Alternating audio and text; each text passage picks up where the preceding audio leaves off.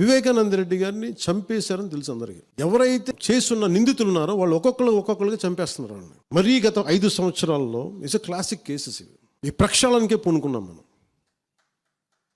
ఇది ముఖ్యంగా మన ఎమ్మెల్యేలకు కానీ మీరు ఎంపీస్ యాజ్ అన్ ఎంపీస్ మీకు కూడా మీరు ఈ కేసెస్ మీద మీరు రేపొద్దున అసెంబ్లీలో గళం ఎత్తాలి. మీరు తప్పదు.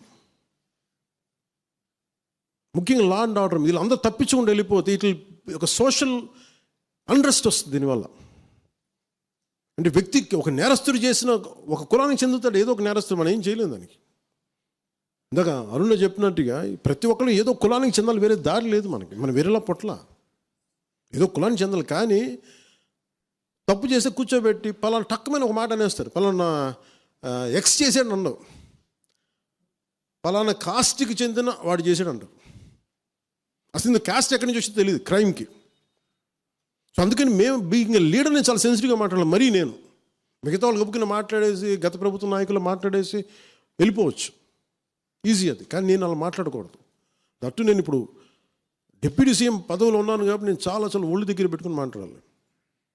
అందుకని ఇవన్నీ మీరు ఒక్కసారి దీంట్లో కూడా ఆ పాపకి న్యాయం జరగాలి, దోషులు ఉంటే శిక్షింపబడాలి, దాంట్లో అసలు ఎప్పుడు లేదు. కానీ ఇలా ఒత్తిడి పెట్టాల్సిన వారికి కూడా నా విన్నపం ఏంటంటే, మీరు అసలు ఈ కేసు ఎవరి వల్ల బయటకు వచ్చింది మీరు చెప్పండి. సో మా త్రికరణ శుద్ధిని, మా చిత్తశుద్ధిని మీరు తక్కువ ఎంచిన. ఇక్కడ కేసులు వాళ్ళు కూర్చోబెట్టి నేను వెళ్ళి సాక్ష్యాధారాలు నేనేం క్రియేట్ చేయలేను. అక్కడ గత ప్రభుత్వం చేసిన తప్పులు కొనేసారు వీళ్ళు చాలామందిని. మరి ఏం కొన్నారు, ఎలా కొన్నారు, దీని మీద కేసు పెట్టాలి.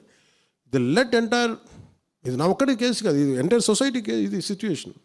మీరందరూ కూర్చొని ఒకసారి మన ఎమ్మెల్యేస్ అందరూ కూడా, మన నాయకులు అందరూ కూర్చోబెట్టి you try to take it to home minister గారు, including law and order CM గారి దృష్టిలో చేతిలో ఉంటుంది. కాబట్టి మీరు ఇంతకుమించి దీని మీద మాట్లాడకూడదు.